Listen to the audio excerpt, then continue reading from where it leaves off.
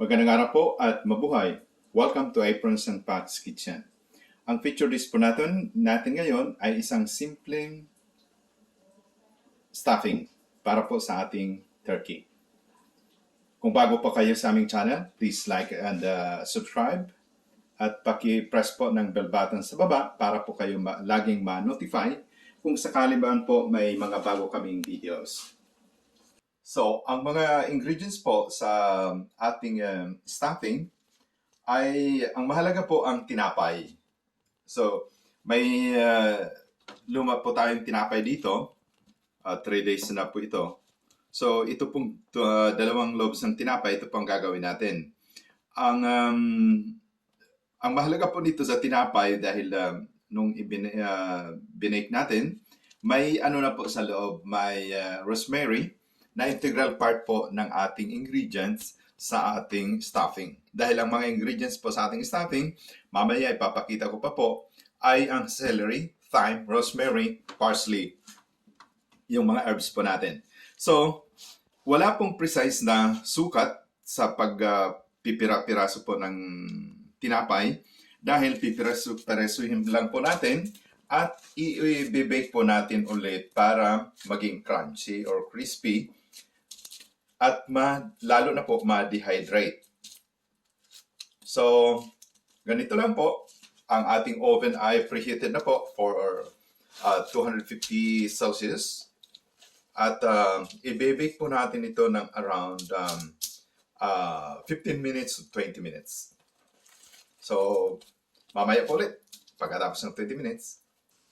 So, after 20 minutes po, ito po ang naging resulta ng ating breadcrumbs. So, crunchy, totally dehydrated po. So, hintayin lang po natin lumamig ng kaunti at titimplahin po natin para sa ating stuffing.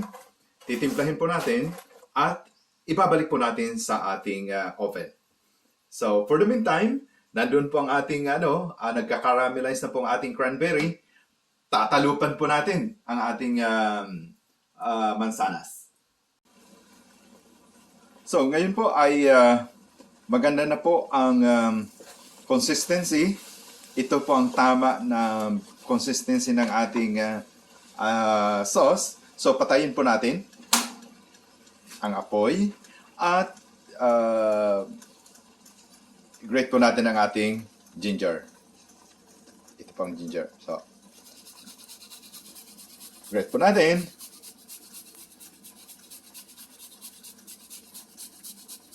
And that's it. Haluin natin.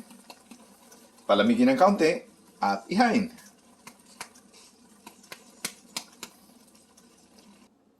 So, ito po ang ating tinapay na dehydrated para sa ating stuffing. Tapos, ang mga ingredients po natin ay celery. Lulutuin po natin ito sa olive oil. Tapos, ihahalo po natin dito. Tapos, meron po tayong parsley, rosemary,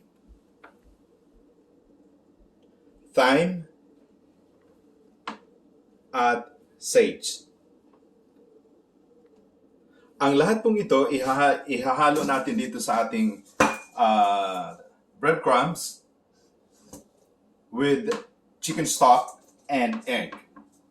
So ngayon po ay lulutuin natin ang ating celery. So ngayon po, mainit na ang ating kawali. Lagyan po natin ng olive oil.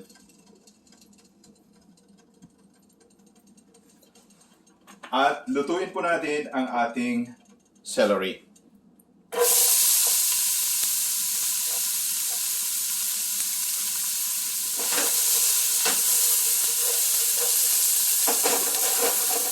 Lutuin po natin around 3-4 minutes and then set aside po natin para ilagay doon sa ating stuffing.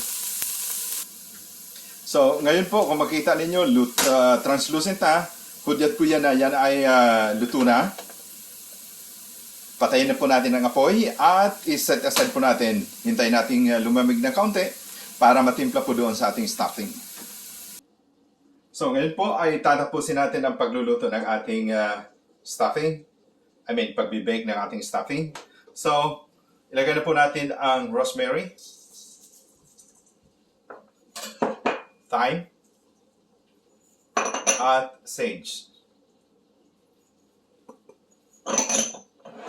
So, yun po ang mga herbs natin. At ilagay po natin ang itlog dito sa ating chicken stock.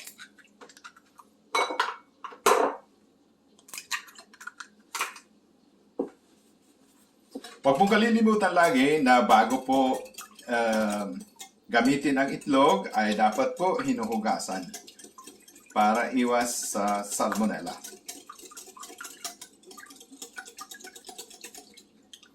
So ngayon ay okay na po ang ating itlog. Ilagay po natin ang butter. Butter.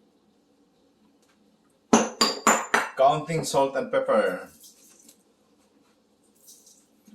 Huwag pong kalilimutan na ang ating chicken stock ay may asina. So, counting asina lang po.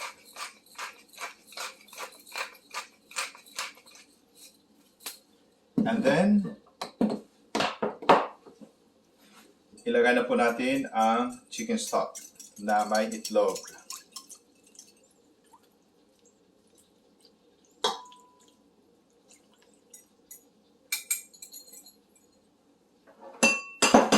Tapos, haluin po.